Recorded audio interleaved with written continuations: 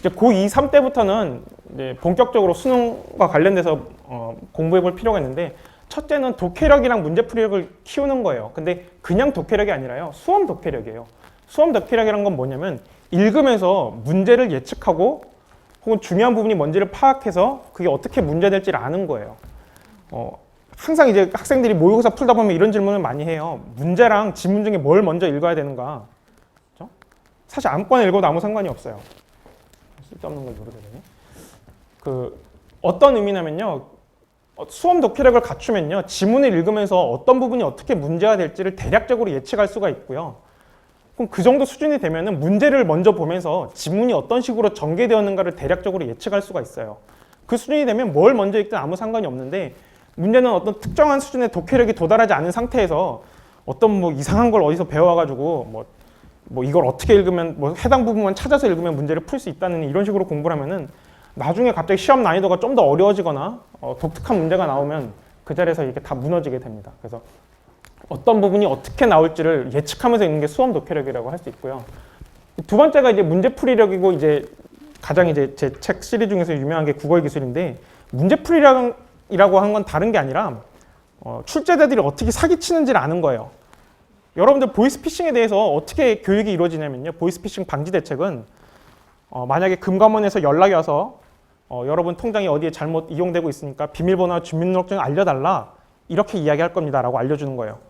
경찰청에서 갑자기 연락이 와서 여러분 통장이 대포 통장으로 이용되고 있습니다, 비밀번호와 주민등록번호를 알려주세요, 이런 식으로 만약에 여러분들에게 어디서 기관에서 여러분의 비밀번호와 주민등록번호를 묻는다면 사기인지 한번 의심해 보세요 라고 하는 게 보이스피싱 방지 대책이거든요. 이런 게 사실 국어 시험도 그렇고 다른 시험도 그렇고 비슷합니다. 출제자들이 이러이렇게 사기치는데 이러이러한 조짐이 보이면 뭔가 여러분들을 오답에 빠뜨리기 위한 게 아닌지, 여러분에게 사기를 치기 위함이 아닌지 한번 의심해 보세요 라고 하는 게 문제풀이력입니다. 그래서 한번 10초 동안 한번 풀어볼게요. 제 책에 있어서 풀어본 사람도 있겠지만 아무 말도 하지 말고 옆에 있는 친구 옆구리도 찌르지 말고 10초 동안 한번 풀어볼게요. 10초 제가 한번 세볼게요. 1초, 2초, 3초, 4초, 5초, 6초, 7초, 8초, 9초, 10초. 몇 개죠? 너무 빨리 꺼버렸네요. 정답이 한 개예요. 그렇죠? 왜냐면 오른쪽 그림이라고 나와 있기 때문에. 그렇죠? 짜증날 수도 있어요. 그렇죠? 이런 문제를 보면 짜증이 많이 나겠지만, 이게 사실 뭘 의미하냐면요, 여러분들 아마 초등학생 때부터 지금까지 계속 들어왔을 거예요. 문제 좀 정확하게 읽어라. 진짜 농담이 아니라 우리나라 한국에서 잘한다면 그 말을 100번 이상 듣게 돼요. 근데 아직도 그 말을 뭔지를 잘 몰라요. 문제를 정확하게 읽으라는 것은 뭐 적절한 것, 적절하지 않은 것을 뭐 골라라 이런 얘기가 아니라요. 이걸 이제 발문이라고 부르는데, 정답의 기준이 여기 세 가지가 있어요. 첫째가 오른쪽 그림에서 찾아라, 둘째는 삼각형을 찾아라, 셋째는 모두 찾아라 이거예요. 이 세 가지 조건 중에 한 가지를 놓치니까 열심히 풀고요. 풀 때는 어렵다 하면서 근데 내가 맞춘 것 같아 하고 이상하게 채점을 해보면 다 틀려 있는 거예요. 이 문제 난이도가 어떻죠? 극하예요, 극하. 그렇죠? 이제 말을 배우기 시작한 학생들이라면 다 풀 수 있는 문제인데, 오답률이라고 하고 오답률로 계산을 해보면 극상의 문제예요. 여러분들 왜 틀리냐면요, 출제자의 사기에 당한 거예요. 그렇죠? 출제자가 이런 식으로 사기친다는 걸 우리가 한 번만 훈련을 해보면 이런 식으로 문제 나온 것에 대해서 우리가 충분히 대비를 할 수 있거든요. 뭐 극단적으로 이걸 좀 재밌게 만들어서 그렇지 시험에 이런 문제가 항상 나옵니다. 정답의 조건을 하나를 놓쳐버리면 문제를 틀리게 되는, 이런 게 수능형 문제기도 하고요. 수능형 문제라는 건 다른 게 아니라 오답 시비가 나지 않게끔 정답에 충분한 정답의 기준이 녹아있는 게 이런 수능 문제입니다. 두 번째는 제 문제 대신에 해설만 갖고 온 건데, 정말 그런 문제, 어떤 인부들이 담벼락을 해머로 갖고 때려 부시는 장면이에요. 해머로 담벼락을 때려 부시는데 시험엔 이렇게 나왔어요. 여기 커다란 해머가 구멍을 넓혀 온다라고 여기에다 밑줄을 그어놓고요. 이게 담벼락을 때려 부시는 인부들의 시선을 대변한다 이렇게 했어요. 맞아요? 이게 출제자들이 사기치는 전형적인 수법입니다. 맞나요? 인부들의 시선은 어떤 시선이죠? 아래쪽이죠. 저 해머를 때려 부시면 넓혀 간다라 그래야 돼요. 근데 시험에서는 넓혀 온다에다가 밑줄을 쫙 그어놓고서 이거 인부들의 시선을 대변한다 해서 틀렸었어요. 이건 담벼락 안쪽에 있는 사람의 시선을 대변하겠죠. 그렇죠? 처음에 이런 해설을 보면은, 이런 식의 문제를 보면은 출제자가 뭐 이렇게 쪼잔하고 말도 안 되고 이런 문제를 내냐 싶겠지만 시험이라는 게 그렇고 나중에 대학 입시라는 게 그런데 결국은 막판에는 다 줄 세우기로 환원이 돼요. 그렇죠? 아무리 비교과든 뭐든 간에 다 줄 세우기로 학생들을 뽑을 수밖에 없는데 그 학생들 줄을 세우기 위해서는 뭔가 실력이 없는 학생들, 이런 함정에 걸린 학생들을 다 떨어내야 되고 그러다 보니까 이런 식의 사기치는 수법들이 많이 발달해 왔습니다. 수능이 한 24년 동안 이루어지면서 제가 다른 나라 시험 문제도 많이 봐요. 심심할 때마다 다른 나라 시험 문제도 어떻게 나오나 보는데 우리나라 시험만큼 정교하고 사기치는 수법이 발달한 곳이 없어요. 그래서 이걸 특별하게 훈련을 하지 않으면 내가 기자라서 열심히 책을 많이 읽었다 하더라도 이런 문제 언뜻 봐서 그게 구멍이 커지는 거네 이렇게 생각해버리면 틀릴 수 있다고요. 뭔가 바꿔치기 되는 것들이 있나 없나 이런 것들을 좀 종합적으로 한 번쯤 훈련을 해봐야 우리가 아까 서울대 나오셨던 기자분들도 이런 것들 금방 훈련하시면 또 시험을 잘 칠 수 있을 겁니다. 이런 식의 문제풀이를 키우면.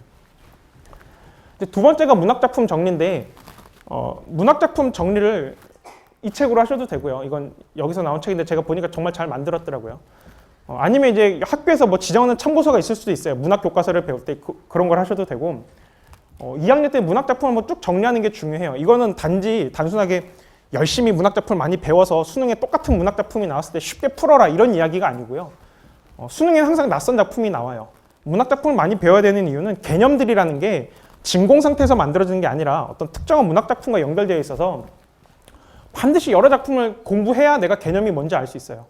역설과 반어가 뭔지 사실 중학생 때부터 지금까지 쭉 배웠을 텐데 김소월 시에 보면 뭐 내가 역겨워서 떠난다고 해도 난 죽어도 눈물 안 흘리겠다.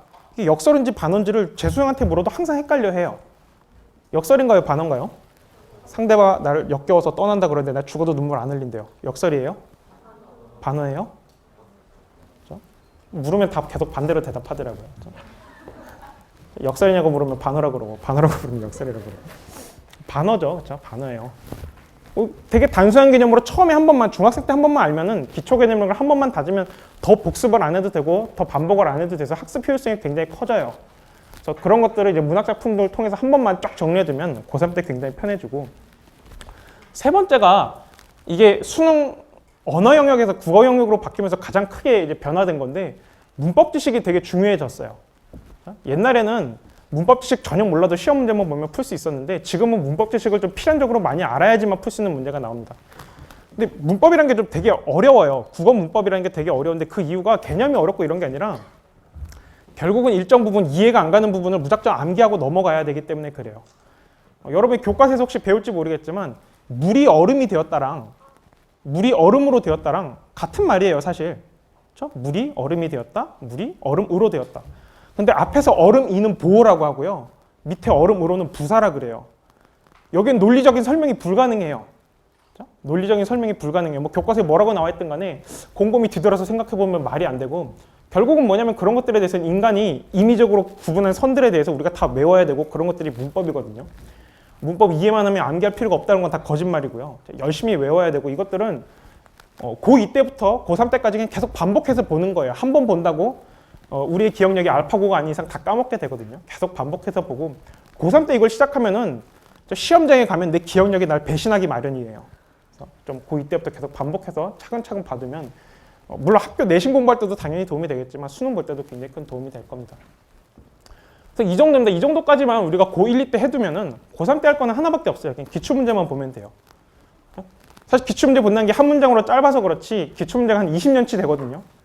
그걸 공부하다 보면 지금까지 내가 공부한 기초 개념, 뭐 문학, 문법, 뭐 독해법, 문제풀이력 이런 것들이 다 종합적으로 나오기 때문에 이런 것들을 이제 하면서 다 재확인하는 과정을 거치면 되고 만약에 혹시 아까 부끄러워서 고3이나 재수생이 손을 못 들었다면은 앞에서 했던 것들을 건너뛸 수가 없어요. 앞에 있던 것들을 건너뛸 수가 없고 그런 걸 다 빠르게 하면서 이걸 빨리 병행하는 식으로 공부를 하는 수밖에 없습니다.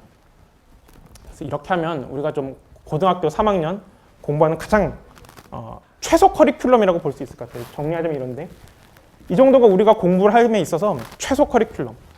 수험 생활에 가장 중요한 건 결국 효율이거든요. 가능한 한 똑같은 정해진 시간 동안 더 많은 걸 공부하는 것. 그건 위해서 효율인데 결국은 이 정도가 우리가 가져갈 수 있는 가장 최소 커리큘럼 아닐까. 여기에 뭐 이것저것 추가하려면 추가할 수 있겠지만 최소 이 정도.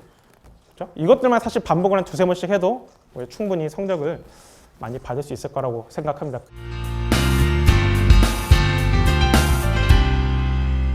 좋은 책 신사건